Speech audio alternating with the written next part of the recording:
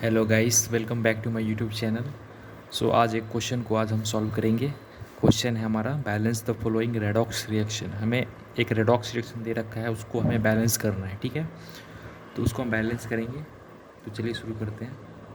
तो यहाँ पे एक क्वेश्चन दे रखा है, Cr2O7-2 plus Fe+2 plus hydrogen ion gives Fe+3 plus Cr+3 plus water.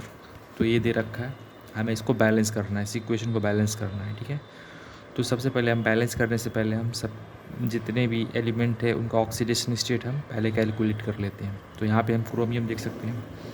तो क्रोमियम का ऑक्सीडेशन स्टेट यहाँ पे क्या होगा, तो यहाँ पे हो जाएगा क्रोमियम का ऑक्सीडेशन स्टेट।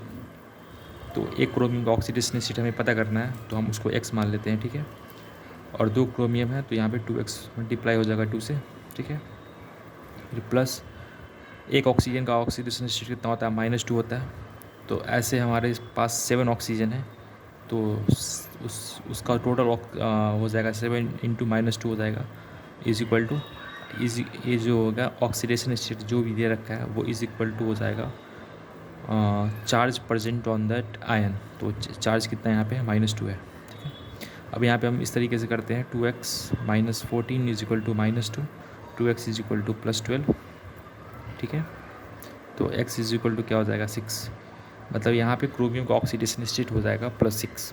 तो यहाँ +6 ऑक्सीडेशन स्टेट हो गया। ठीक है, यहाँ पे आयरन का ऑक्सीडेशन स्टेट हो जाएगा +2, हाइड्रोजन का हो जाएगा +1, यहाँ पे आयरन का ऑक्सीडेशन स्टेट हो जाएगा +3, क्रोमियम का हो जाएगा यहाँ पे +3, और वाटर दे रखा है यहाँ पे। ठीक है, तो हमें यहाँ पे पता करना है, यहाँ पे हमने सबका मतलब क्रोमियम का हमने ऑक्सीडेशन स्टेट कैलकुलेट कर लिया।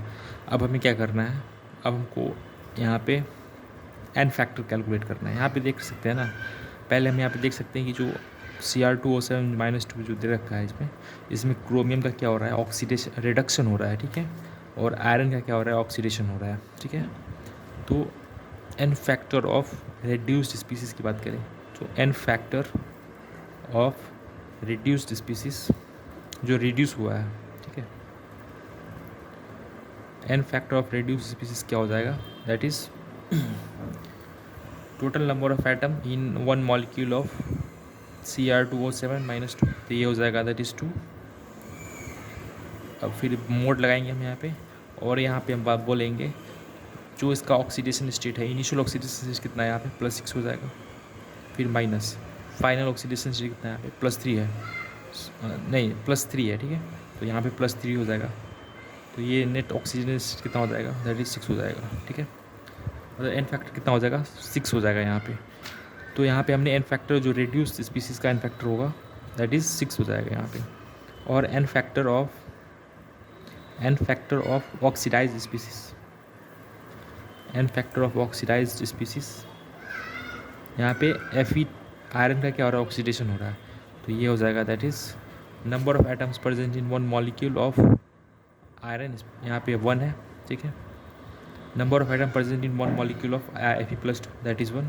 फिर यहाँ पे हम क्या करेंगे, अब यहाँ पे हम क्या करेंगे, इनिशियल ऑक्सीडेशन स्टेट कितना है, +2 है, तो ये +2 हो जाएगा। और फाइनल ऑक्सीडेशन स्टेट कितना है, दैट इज़ +3 है, तो यहाँ पे -3 हो जाएगा, दैट इज़ 1 हो जाएगा।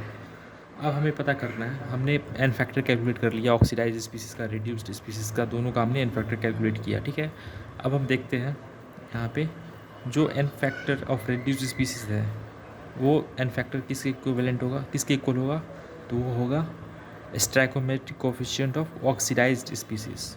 हमें पता है ना, n factor of reduced species जो होगा वो हो जाएगा stoichiometric coefficient of oxidised species.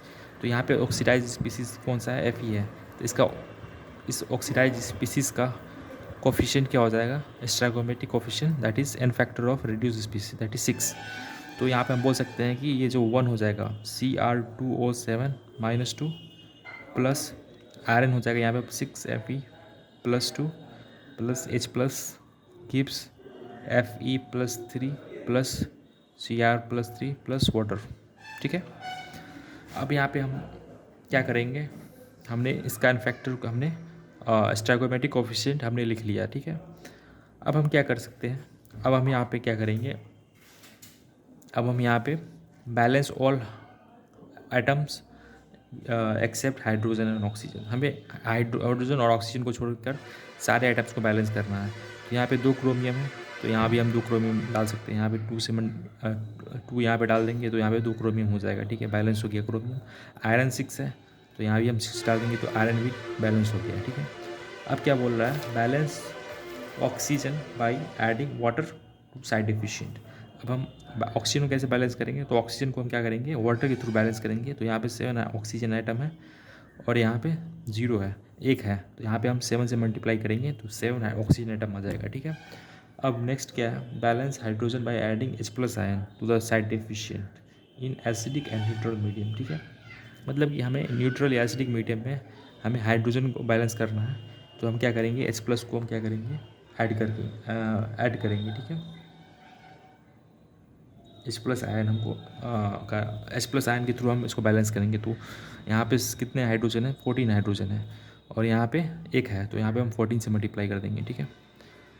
तो हमारा ये क्या हो जाएगा, बैलेंस हो जाएगा इस equation. That is 1 Cr2O7, that is 1 Cr2O7-2 plus 6 Fe+2 plus 14H+ gives 6 Fe+3 plus 2 Cr+3 plus 7H2O। तो ये हमारा इक्वेशन बैलेंस हो गया, ठीक है। तो यहाँ पे हमारा इक्वेशन बैलेंस हो चुका है। तो हमने बहुत इजी तरीके से इसको बैलेंस किया, एंड फैक्टर की मदद से हमने इसको बैलेंस किया इस इक्वेशन को, ठीक है। तो उम्मीद करते हैं आपको समझ में आया होगा ये क्वेश्चन, और ये आपको इजीली समझ में आया होगा। So thanks for watching. फिर मिलेंगे एक नए क्वेश्चन के साथ। तब तक के लिए अपना ख्याल रखें। जय हिंद, जय भारत, वंदे मातरम। Thanks for watching.